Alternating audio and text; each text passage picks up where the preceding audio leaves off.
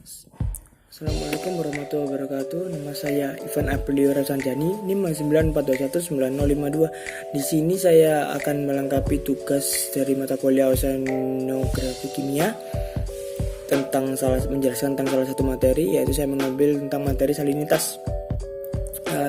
Saya akan memberi informasi sedikit.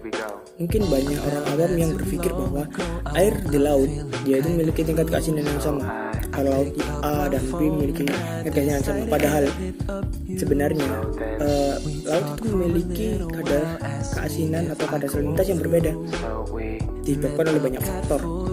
Seperti Laut Indonesia dan Laut Atlantik. Laut Indonesia memiliki kadar garam yang lebih rendah daripada Lautan Atlantik. Lalu sumber air tawar juga memiliki kadar garam yang berbeda. Apakah penyebabnya? Sebelum kita masuk ke situ, kita akan menjelaskan sedikit. Saya akan menjelaskan sedikit tentang apa itu salinitas. Salinitas yaitu tingkat keasinan atau kadar garam dalam air. Tapi terdapat juga salinitas yang terdapat di salinitas tanah, yaitu kadar garam yang terdapat di dalam tanah. Sering juga kita membedakan air tawar dan asin. Sebenarnya mungkin mereka hampir sama, air tawar dan asin. Air tawar tidak benar-benar tawar karena mengandung garam 0,05%. Nah, lalu jika air itu memiliki kadar 3-5%, itu disebut air payau. Dan jika lebih dari itu disebut air brine. Jadi kita sekarang akan masuk tentang penyebab dari salinitas tersebut. Penyebab dari salinitas yaitu penguapan, curah hujan yang tinggi, lalu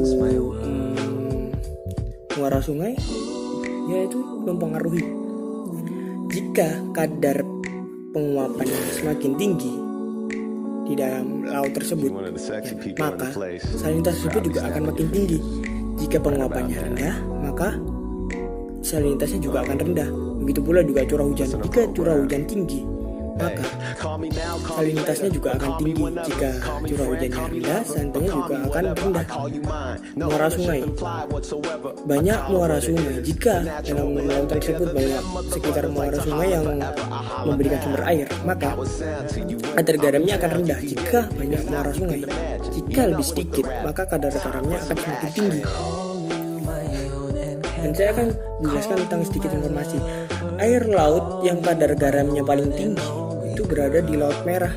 Ya, dikarenakan banyak faktor penguapan, terus curah hujan, muara sungai, suhu, ya seperti itu. Itu mempengaruhi, akhirnya dia menjadi memiliki kadar salinitas yang tinggi.